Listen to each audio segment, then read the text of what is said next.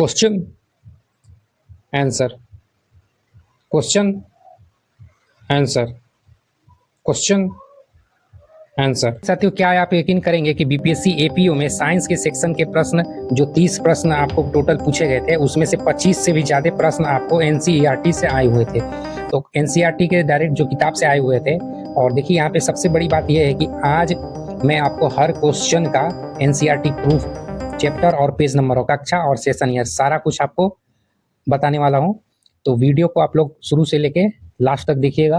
अगर आप 72वीं बीपीएससी या एईडीओ, ठीक है, या टीआरई 4 की तैयारी के बाद आपको समझ में आ जाएगा कि साइंस का जो तैयारी है वो केवल एनसीईआरटी से कैसे करनी है।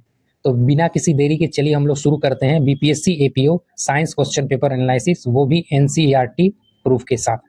तो देखिए साथियों, पहला 11 नंबर क्वेश्चन है। यहाँ पे ये पूछा हुआ था कि टैक्सोनोमिक पदानुक्रम में निम्नलिखित में से कौन सा क्रम घटती हुई आकृति के सही अनुरूप है।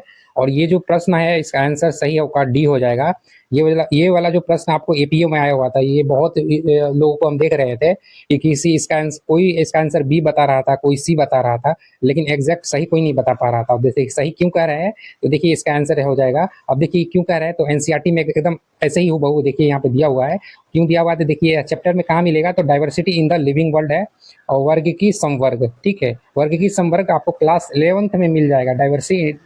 Diversity in the living world आपको क्लास 11th बायोलॉजी के में मिलेगा, पहला ही चैप्टर है। उसी में देखिए यहाँ पे लिखा हुआ भाग, वर्ग, क्लास, गण, ऑर्डर, कुल, फैमिली। उसके बाद यहाँ पे देखिए कि टैक्सोनॉमिकल स्टडीज, उसी में आपको मिलेगा यहाँ पे किंगडम, फाइलम और division, plants, class, order, family, ठीक है। तो एग्जैक्ट आपको 11th से यहाँ पे मिल जाएगा। 11th बायोलॉजी में चैप्टर 1 में ही मिलेगा। ये वाला प्रश्न वहां से पूछा गया था 11th बायो से। अगला देखिए प्रश्न है कि प्राकृतिक रूप से पाए जाने वाले अम्ल को उसके स्रोतों के साथ सुमेलित करें। देखिए यहाँ पे कुछ अम्ल है जो और उसका स्रोत है, यानी लैक्टिक अम्ल कहाँ होता है, तो दही और खट्टे दूध में, ए का 2 हो जाएगा। और एसिटिक अम्ल सिरका हो गया, सिट्रिक अम्ल नींबू संतरा, मैथेनिक अम्ल आपको चींटी का डंक हो जाएगा। उस हिसाब से B is the right answer.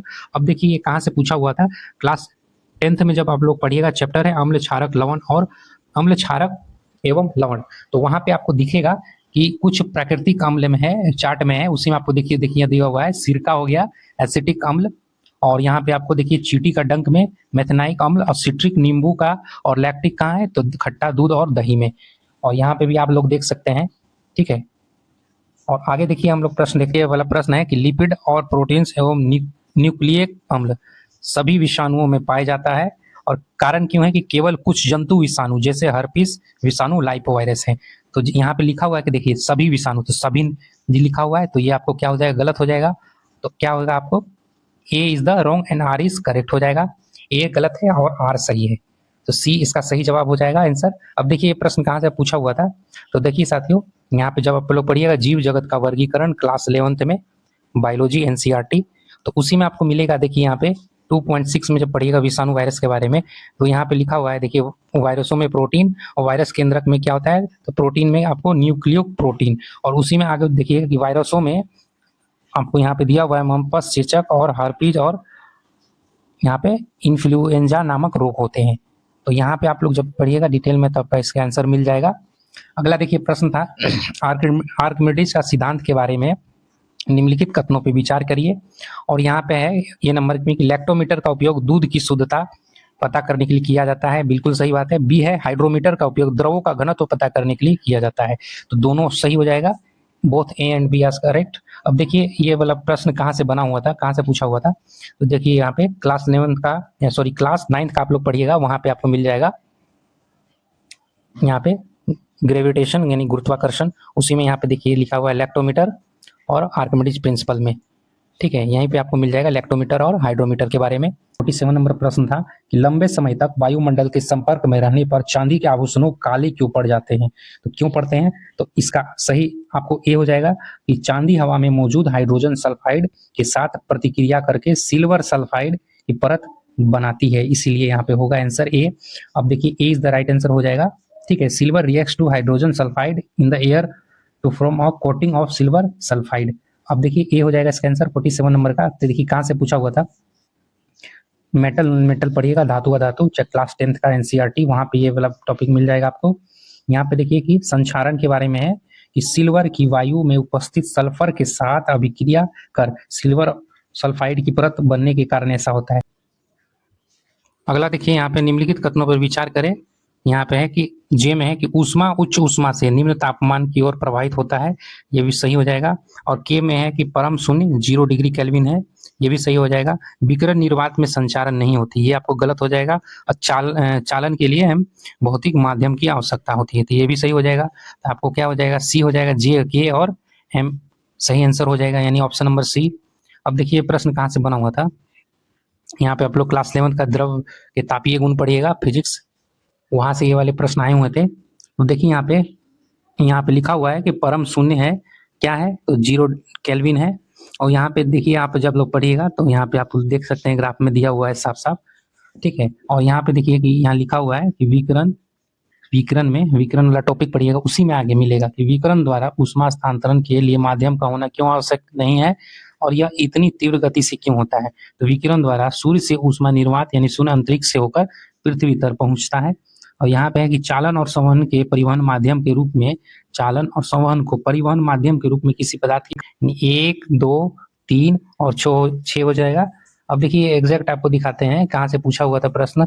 तो देखिए सर रासायनिक समन्वय और एकीकरण, उसी में आपको देखिए यहाँ लिखा हुआ है एग्जैक्ट एडिनो हाइपोफाइसिस, ठीक है। और यहाँ पे देखिए प्रोलेक्टिव है। और उसके बाद जब यहाँ पे देखिएगा न्यूरो हाइपोफाइसिस, ऑक्सीटोसिन और पीनियल ग्रंथि अग्र मेलेटोनिन हार्मोन, तो यहाँ से आपको साबित होते हैं, यहीं से मिलाना था। एग्जैक्ट क्लास 11 बायोलॉजी से हूबहू ये वाला प्रश्न आपको आया हुआ था। अगला देखिए ये संतुलित बल और असंतुलित बल, संपर्क बल और असंपर्क बल में क्वेश्चन नंबर 53 में आया हुआ था। तो इसका आंसर सही आंसर क्या हो जाएगा साथियों, तो B is the right answer हो जाएगा आपको, ठीक है। संतुलित बल त्वरण शून्य होगा और असंतुलित बल में आपको क्या होगा, त्वरण गैर शून्य होगा। और उसके बाद संपर्क बल में होगा तो घर्षण होगा और असंपर्क बल में गुरुत्वाकर्षण बल होगा। ये यहाँ पे आपको मिलाना था। अब देखिए आपको क्लास 10th में भी मिल जाएगा, आपको देखिए यहाँ पे क्लास 10th और 9th दोनों में मिल जाएगा। तो यहाँ पे देखिए आपको संतुलित बल और असंतुलित बल पढ़िएगा, ठीक है, वहां पे आपको यहाँ पे मिल जाएगा। कॉलम ए को कॉलम 2 से मिलाना है, आपको विखंडन हो जाएगा।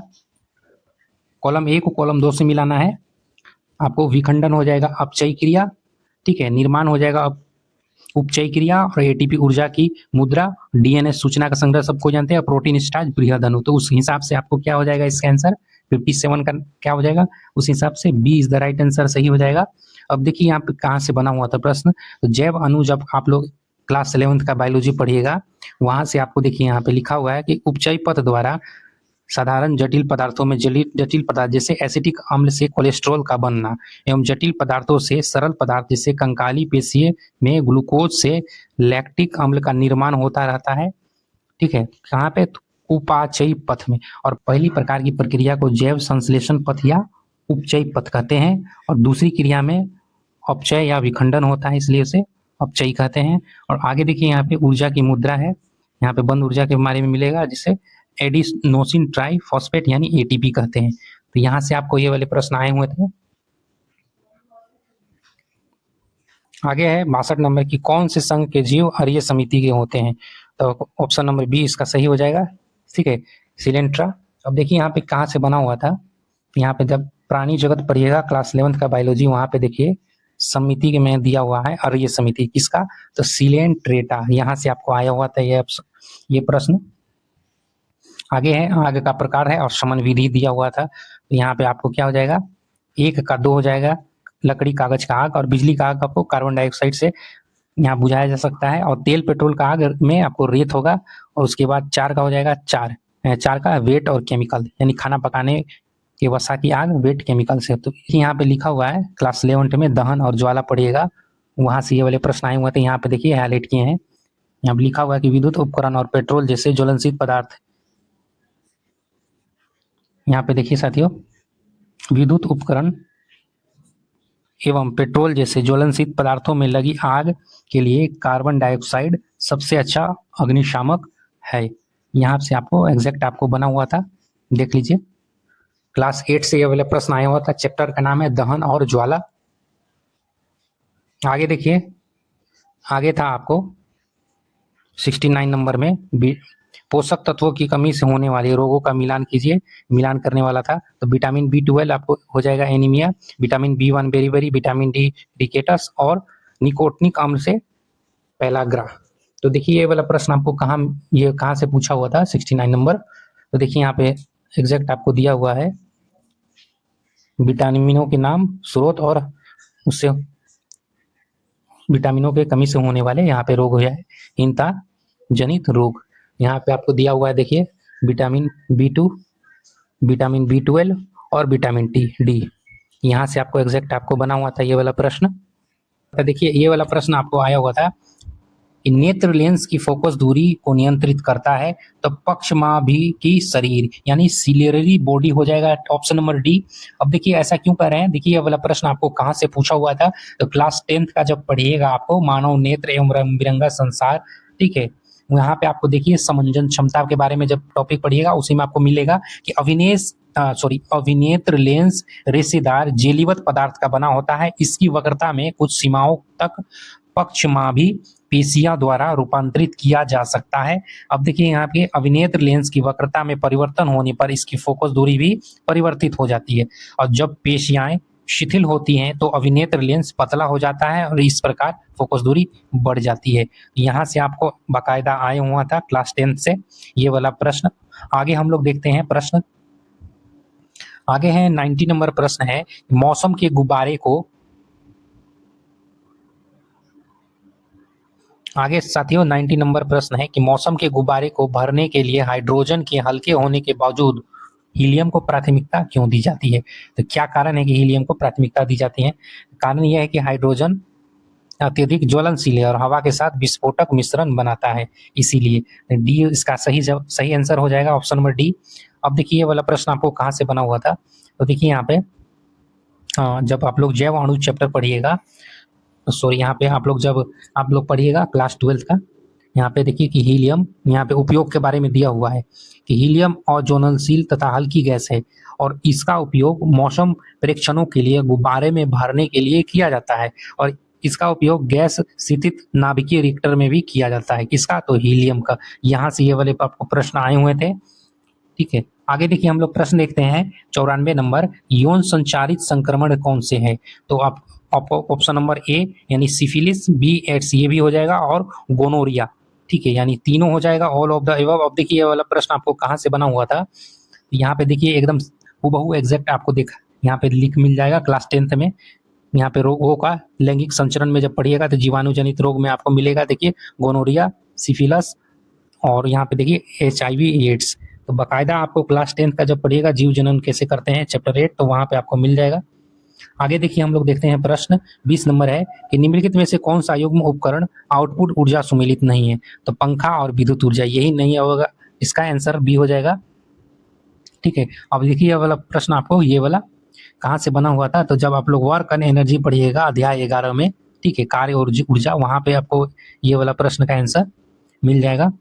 आगे देखिए प्रश्न हम लोग देखते हैं कि यहाँ पे लिख दिया है देखिए अगर एलिजिक अम्ल जेली जो कहाँ से, तो ग्रेसिलेरिया नामक शैवाल से मिलता है और रासायनिक रूप से ये शैवाल है तो क्या है, तो फाइकोकोलाइड्स हैं, ठीक है, फाइकोकोलाइड्स ही हो जाएगा।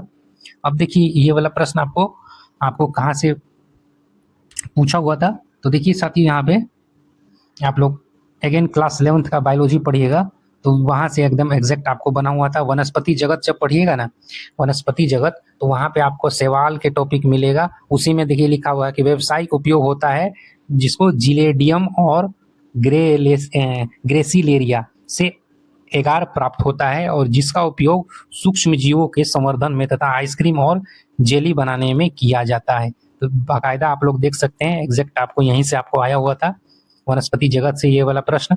आगे देखिए 22 नंबर प्रश्न है कि किस रोग की रोकथाम में सिकल सेल एनीमिया सहायक होता है, तो ऑप्शन नंबर ए हो जाएगा मलेरिया, इसका सही आंसर। अब देखिए ये एनसीईआरटी एग्जाम्पलर में भी मिल जाएगा आपको, ह्यूमन हेल्थ डिजीज में जब पढ़िएगा उसी में एग्जाम्पलर में दिया हुआ है कि a person with sickle cell anaemia is, तो इसका आंसर हो जाएगा सी यानी लेस प्रोन टू मलेरिया हो जाएगा। अब देखिए एग्जैक्ट आपको यहाँ पे सिकल सेल एनीमिया के बारे में क्लास 12th में बायोलॉजी में पढ़िएगा, वहाँ पे आपको दिया हुआ है। आगे देखिए यहाँ पे, आगे देखिए साथियों 72 नंबर प्रश्न है कि निम्नलिखित कथनों पर विचार करें कि इलेक्ट्रॉन की खोज जे थॉमसन ने की थी, बिल्कुल सही हो जाएगा। अब रेडियोधर्मिता की खोज आपको बैकरल ने की थी, ये भी सही हो जाएगा। अब न्यूट्रॉन की खोज चैडविक ने की थी, ये भी सही हो जाएगा। लेकिन आइंस्टाइन ने रदरफोर्ड का परमाणु मॉडल प्रस्तुत किया था, ये गलत हो जाएगा। उस हिसाब से ए नंबर सही हो जाएगा इसका आंसर। अब देखिए यहाँ पे लिखा हुआ है एग्जैक्ट, आप लोग देख सकते हैं कि रेडियो एक्टिविटा क्लास आप लोग 11th का जब नाभिक पढ़िएगा अध्याय 13 में, फिजिक्स जब क्लास 11th का फिजिक्स पढ़िएगा उसमें अध्याय 13 नाभिक, उसी में देखिए रेडियो एक्टिविटा की खोज एच बैकरेल ने 1896 में की थी। उसके बाद यहाँ पे देखिए परमाणु की संरचना जब पढ़िएगा स्ट्रक्चर ऑफ एटम, उसी में देखिए यहाँ पे है क्लास 9th में, ये वाला प्रूफ है क्लास 9th का। रदरफोर्ड का परमाणु मॉडल, उसी में देखिए इलेक्ट्रॉन है, ठीक है। और उसके बाद यहाँ पे देखिए कि इलेक्ट्रॉन विद्यमान था जिसका पता किसने, तो जे थॉमसन लगाया। और न्यूट्रॉन के बारे में देखिए कि 1932 में जे चैडविक। तो यहाँ से ये वाले प्रश्न आपको आए हुए थे एनसीईआरटी से। और देखिए यहाँ पे आगे 37 नंबर की ग्रेफाइट का उपयोग उन भारी मशीनों में स्नेहक के रूप में किया जाता है जहाँ तेल का उपयोग नहीं किया जाता है। ये कथन था। कारण है कि ग्रेफाइट की संरचना परतों वाली होती है जिसमें कमजोर वेन डेर वॉल्स बल होते हैं जिससे परतें एक दूसरे पर फिसल जाती है। तो इसके क्या हो जाएगा कुट, यानी दोनों आपको सही हो जाएगा। कारण जो है अभिकथन का सही व्याख्या करता है, बी हो जाएगा सही। अब देखिए ये वाला प्रश्न कहाँ से बना हुआ था, तो पी ब्लॉक के तत्व जब चैप्टर में क्लास 12th केमिस्ट्री पढ़िएगा वहीं पे आपको मिलेगा पी ब्लॉक एलिमेंट, उसी में आपको देखिए ग्रेफाइट के बारे में मिलेगा। उसी में जब आगे पढ़िएगा देखिए ग्रेफाइट की परतें के तरल में आसानी से तोड़ा जा सकता है, यही कारण है कि ग्रेफाइट मुलायम और तथा चिकना यानी स्लिपरी होता है। और उच्च ताप पर जिन मशीनों में तेल का प्रयोग स्नेहक यानी लुब्रिकेंट के रूप में नहीं किया जाता है उसमें ग्रेफाइट शुष्क स्नेह का कार्य करता है। तो यहाँ पे देखिए ग्रेफाइट की संरचना है और यहीं पे आपको मिला हुआ था कि ग्रेफाइट परतीय की संरचना लेयर्ड स्ट्रक्चर होती है। तो यहाँ पे एग्जैक्ट यहाँ से ये वाले आपको प्रश्न आए हुए थे। आगे देखिए है कि उपास्थि मौजूद होता है। अब देखिए उपास्थि मौजूद होता है, इसका आंसर हो जाएगा ए, बी और सी, ठीक है। उपरोक्त सभी हो जाएगा। अब देखिए यहाँ पे उपास्थि के बारे में संयोजी ऊतक में आपको अध्याय 7 में क्लास प्राणियों में संरचनात्मक संगठन क्लास 11th बायोलॉजी में यहाँ पे देखिए उपास्थि के बारे में दिया हुआ है। और इसी में देखिए बाह्य कानसंधि, मेरुदंड और नाक की नोक, यहाँ से ये वाले आपको प्रश्न क्वेश्चन नंबर 55 आए हुए थे। आगे देखिए आगे है विकथन की ठंडे पानी की तुलना में गर्म पानी और डिटर्जेंट का उपयोग करके कपड़े से तेल के दाग आसानी से धोए जा सकते हैं। तो ये आपको सही हो जाएगा। कारण है कि गर्म पानी पानी के क्या करता है कि पृष्ठ तनाव को बढ़ा देता है जिससे यह रेसे से अधिक प्रभावी ढंग से प्रवेश कर जाता है। तो आपको क्या हो जाएगा, ये आपको गलत हो जाएगा कारण, उस हिसाब से ए हो जाएगा इसका सही। अब देखिए ये वाला प्रश्न आपको कहाँ से पूछा हुआ था, तो जब आप लोग द्रवों के तापीय गुण पढ़िएगा वहाँ पे अपमार्जक और पृष्ठ तनाव के बारे में यहाँ पे देखिए एग्जैक्ट आपको मिल जाएगा। यहाँ पे देखिए ये, और यहाँ से जब आप पूरा ये पढ़िएगा तो आपको यहाँ पे मिल जाएगा ये वाला प्रश्न का आंसर, ठीक है। अब देखिए यहाँ पे आगे है 93 नंबर 93 नंबर प्रश्न है कि अनिश्चितता का सिद्धांत डैश के लिए है, इसके लिए है तो केवल सूक्ष्म और स्थूल कण यानी microscopic and macroscopic particles only, यानी ये हो जाएगा इसका आंसर।